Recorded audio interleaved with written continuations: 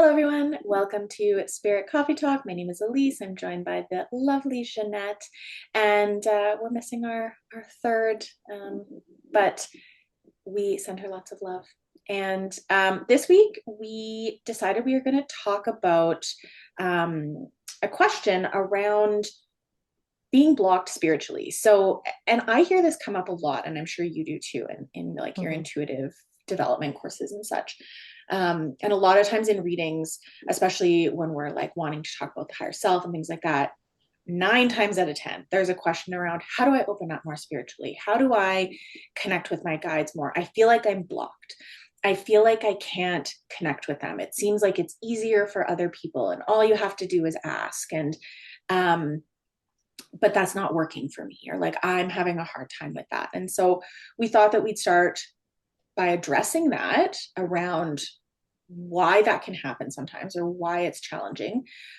Is it true that for some people it's just easier than others? And what does that look like? And then maybe talk a little bit about times that we've been blocked, because I think sometimes there's this idea that if you're a practicing medium, that you never have challenges with that. And that's just simply not true. So yeah, let's get into it. And I'll say too, we had a heck of a time figuring out what we were going to talk about this week. Like even in that intro, I was like, I feel clunky. I feel like my brain is just not flowing, and I don't really know why. So Interesting. caveat on that. I know, right? But I mean, it kind of adds to the energy of what we're talking about today is those times where we do feel blocked and we can't figure it Mhm. out. And I think first of all, we have to not take it personally when we are blocked, whether you're in the beginning of your journey or farther down the line of your journey, the times in which you're feeling like you can't connect into spirit, um, we have to not take that personally, because when we start to then take it personal, we add a huge energetic frequency to it that actually blocks so much more. So I know that's a really hard give to start off with, but it's a great perspective to get really real with yourself about Mhm. is, are you perpetuating this situation by staying in that energy, or are you surrendering? Because I know for myself, um, in times where I've been really blocked, and this bothered me more in the beginning because I didn't understand it, right? I've had more Mhm. practice with it now. It comes down to surrendering to being blocked. If the information isn't there, you can't hear your guides and whatnot, you can't fight harder with Mhm. spirit. You can't push harder. You have to actually release and step back and settle the energies first for anything else to change. And I think that's one of the hardest things for all of us to do, completely understandably, because Mhm. we were raised in a way of just work harder. But with spirit, it's not about working harder, it's surrendering more and getting into flow. And pushing is opposite of flow. So I just wanted to kind of start with that statement so that it can kind of marinate in our Mhm. minds for a bit to take that pressure off. You're not Mhm. doing anything wrong unless you are purposely avoiding and choosing things to block yourself with. That's different, I think, right? Like if you're trying to tune in, and I'm going to take a very extreme situation. Say you're trying to tune in all the time, but you keep filling your body with drugs and alcohol to an excessive degree. Mhm. That's creating a situation that's very hard to tune in to solid frequencies, right? It's going to be very mismatched. So that's an extreme situation. But if you are not doing things to purposely block yourself, it requires a deeper surrender. Mhm. Yeah. Mhm. Yeah, that's like the underpinning of all of it, right? Like we can talk Yeah. about all the different reasons why, Yeah. and regardless of what reason or potential, and that's not that it will even cover everything because I think it's infinite. Yeah. But regardless of that, if you try to push, um, it's like inevitably you're creating more restriction, which is gonna block it, because it is a real letting go. Mhm. Um, yeah. I think too, to start off this conversation, I think one of the things that people get in their minds is that all spirit communication is as clear as you and I are communicating right now.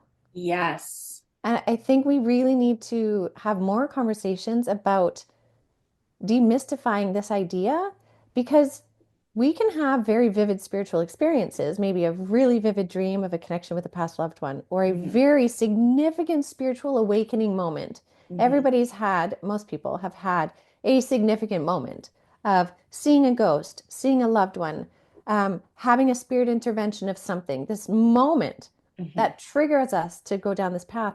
But not every spirit connection is like that moment. It's actually 95% subtleties. Hmm. But when we surrender, we start to see, hear, feel, and experience those subtleties in a bigger way, but it's in a subtlety, right? Hmm. Like you learn the language of subtleties. Hmm. Yeah. Yeah. And sometimes it's, a person, a past loved one, or someone in spirit, a guide, being, or whatever, speaking in full sentences. And sometimes it's showing an image. Sometimes it's and then to the abyss, and you're like, wait, Yeah. what? Like Yeah. it's not all just like, hi, hello, I am Ginette's loved one, and here's what I would like to say to her today. It's Mhm. night. I would say more often than not, it's not like that. I think it, because it's being presented in a way in which we're saying blah, blah, blah, blah, blah, blah, Ginette's loved one is here to say da da da, and here's how he's validating, or this is this being, and they wish for you to understand da da da. It's like us using multiple ways in which to interpret that information to put it into a sentence that Yeah. would make sense as we're sitting here talking. When you're sitting in trying to tune in for yourself, it's really not like that usually, right? Yeah. Sometimes with a channel or certain like beings and things, it's a little bit more like clear and concise. Yeah. But especially early on, um, when you're working on building that muscle, Mhm. it's really not It's not, you like know, that more often than not. yeah. And I remember I had had some pretty significant spiritual experiences happen to me throughout my life, but they weren't regular. But when I first started actively trying to tune in and talk, so not just having it happen to me at random, when I started to try to connect in, which is what most of all of you watching are now doing, you're actively participating. It started very slowly. And Richard Lanigan, if all of you have seen on the Avalon website, Richard Lanigan does spiritual healing, but he was actually my very first mediumship mentor. And I just love him to bits. He it felt like took me under his wing and taught me how to open up. And I remember sitting in circle with him. I was so nervous and it's like I don't really know what I'm doing here. And he just had all this wisdom. And we tuned in, and all I saw was wisps of green and kind of bluey purple. And I was like, all I saw was green and purple. He was like, yes, that's how it starts. And I have shared that with so many people now that like when they're like, I just see color, that's how it starts. And that's the thing is when we actively are engaging in it, like coming to the doorway to it, it often starts with really small things that you have to acknowledge in that moment is a thing. Because we're Mm-hmm. so used to being like, oh, I don't know, there was nothing out of the corner of my eye, or it was a light flash, or this or that, right? Um, but it's noticing those small things, and those small things, those little bits of light that I used to see, then developed into shadow figures. And shadow figures weren't negative. They weren't dark and Hollywood ominous beings. It was just my capacity to see them. And then they started to evolve into spirit energies that looked like sepia tones, like photo negatives. I would see everything in negatives at first, too. Right. So, like, it's this development. And I think we really just need to be clear about that because I think people look at others that are already working in mediumship and think, oh, I could never do that. But it's like we've all had spiritual experiences of some kind, and we all have to start somewhere. And I think some people start way ahead of where I started. Maybe some are a little bit behind, but we all have to start somewhere. But we can learn and grow in it. We just need to know how. Mm-hmm. Yeah. And it's like that expectation of what you think it should be is creating the block, Yes. which is That's a really good point. which is tough, right? Because your expectation is created by seeing other people doing it and then not realizing like, oh, this is actually what they're experiencing internally, Mhm. um, through the process. Yeah, I Yeah. agree. And also, like, in that idea of comparison is recognizing what's actually kind of working for you. Like, maybe I know some people really, really just want to see spirit. If they could see spirit, they would believe it. If they could just see it, they would know it's real. And clairvoyance isn't always the dominant way for people. Sometimes it's clairsentient, sometimes it's just direct knowing, sometimes it's hearing stuff. Right? It's also starting to when you're noticing those subtleties or the really gentle ways in which spirit is communicating with you, is to acknowledge which way does it happen the most often. That might be your strongest way. It doesn't mean you can't develop the other ones, but that might be your strongest way. And if you stop fighting that strongest way and allow Mm-hmm. that to sort of be the boat that leads you down the river of your journey, it might actually help everything else open up. Mm-hmm. Yeah. Yeah, that was a big one for me. I just like, I wanted that so bad, and that just wasn't the strength. Hmm. Here's a question for you, though, on that note. Do you feel, and feel free to say no if it doesn't resonate, having like done the intuitive development courses for like facilitating it for other people, do you feel, because like you said, that's the one where people are like, if I can see it with my eyeballs, I'll believe it. Do you Hmm. feel like the people who have the stronger left brain are the ones that are less likely naturally to see the spirit with their eyeballs? As a Or sorry, right blanket brain. answer, what's that? Sorry, right brain, I meant. Like, so the ones Oh, that are okay. the most skeptical, Yeah. or like their brain wants the proof more. Yeah. That's left brain. Oh, it is left brain. Yeah. Yeah, yeah, okay. Yeah. See, my brain's not working. Yes. Usually in the beginning of the class, the first couple sessions, they're very much in their head and they're trying to figure it out. They're trying to analyze it. Understandably so. That's what left brain does, right? Mm-hmm, But once we get them relaxing more and settling into it, it is amazing mm-hmm, that some of the most left-brained individuals start to open up and see things. And by when we look at the second half of the sessions to see how much change there's been mm-hmm, with their willingness to surrender. And it's always a surrender. And I always talk about it in the beginning, like you're going to want to fight yourself on this, and that's mm-hmm, okay. But the sooner you can relax the fight and the trying and simply show up and be, the sooner it'll open. And 9.9 times out of 10, people are like, I totally get it. mm-hmm, And we see these amazing evolutions in it.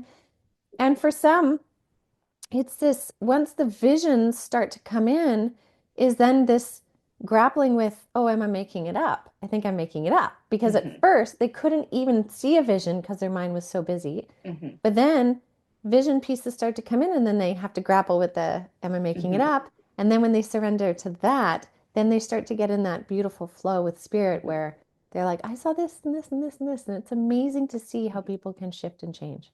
Yeah, So I know yeah, it's possible. yeah. Absolutely. Yeah, Yeah. it's interesting. And the reason I asked that question is because in a lot of the conversations that I have where people are asking, like, okay, how can I develop more? And da, da, da, there's sometimes this, especially in the early stages, this, well, I want to see it so you can prove it to me.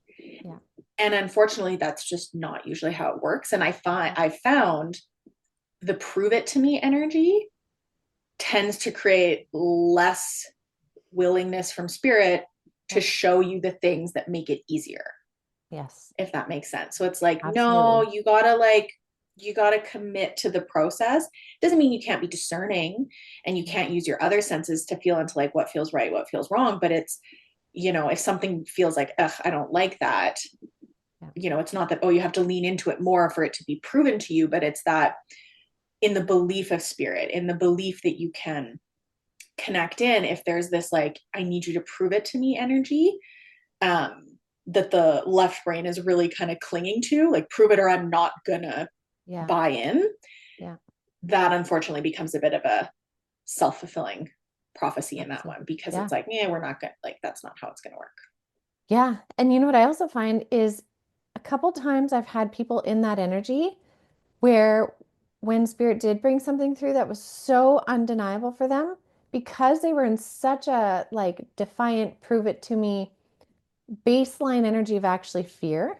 I would imagine most of Yeah. them would say, no, it's not fear, it's not fear, it's not fear.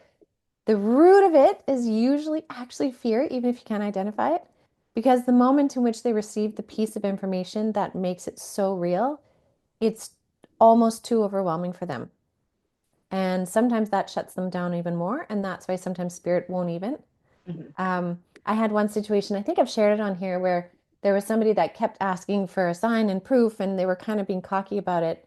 And I was doing this group reading, this big group reading event, and the person's grandmother in spirit came through and was like, just tell him this and this. It'll kind of like calm him down, like shut him up, basically. Mhm.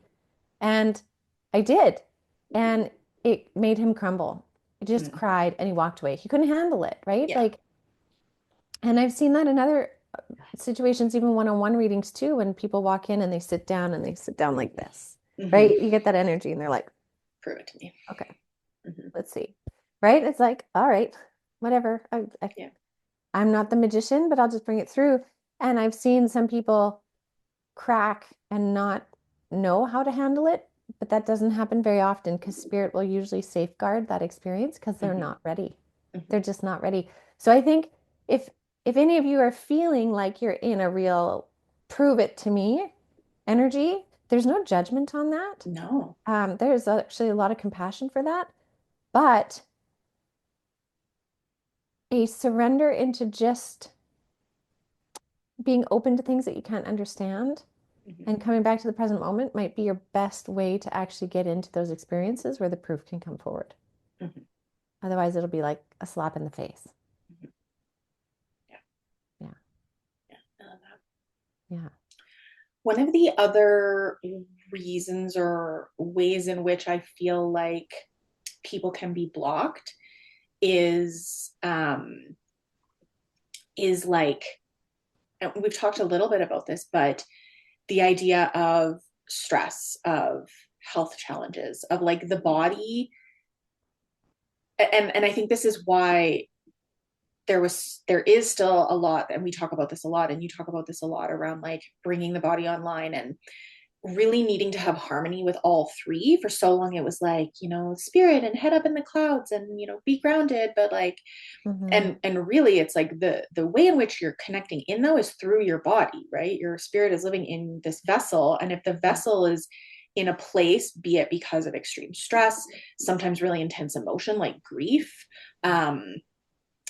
illness, or whatever's happening, it's like it creates this frequency around the spirit that it makes it harder to get out and connect, or have things come in and connect. It's almost like you're put in a little bit of a bubble.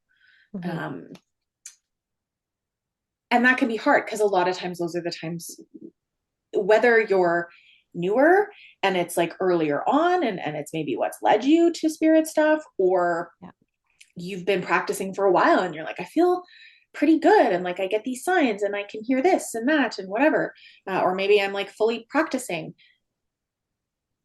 It's in those challenging times of like stress and overwhelm, illness, grief, whatever, Mm-hmm. where you're then reaching out being like, okay, I need some help, I need some guidance, I want to connect with this loved one or pet or whoever, um and then you don't get that Yeah. back, can Yeah. be really hard, and I think can create, again, no judgment because I've been here too, Mm-hmm.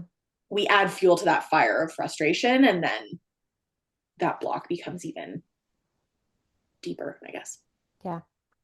Absolutely. And um, oh, there was something I was going to say. So sometimes spirit will block the information because you're not ready for it.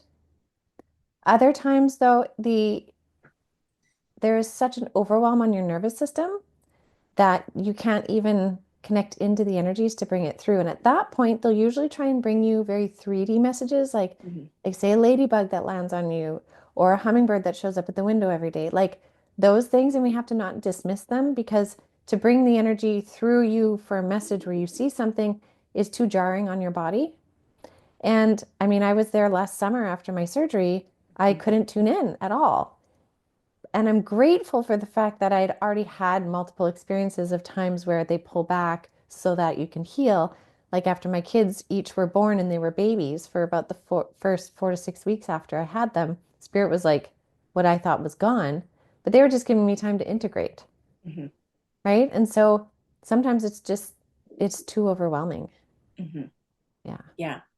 Yeah. And I would say that's really, it can go both ways. What's interesting, because I almost feel like you and I kind of currently are having opposite experiences where, like for me right now, with some of the things going on with my body and my health, I like to tune in for myself, zip, zilch, Yeah. zero, Yes. silence. Like I just hang out in the void. And I've had to, like, oh gosh, a while ago, I was like, okay, I need to let go, like what we were talking about earlier. I need to let go of the expectation of going in and getting something. I'm going in to meditate and to just be. And if something's there, it is. If nothing's there, it's not. And that's okay. But to tune in for other people, no problem. Yep. It's like a muscle memory that my body and my spirit and my brain have of like, okay, I can drop in and connect for other people. But for me right now, with the state of what's, happening for me or whatever, um, it just isn't the case.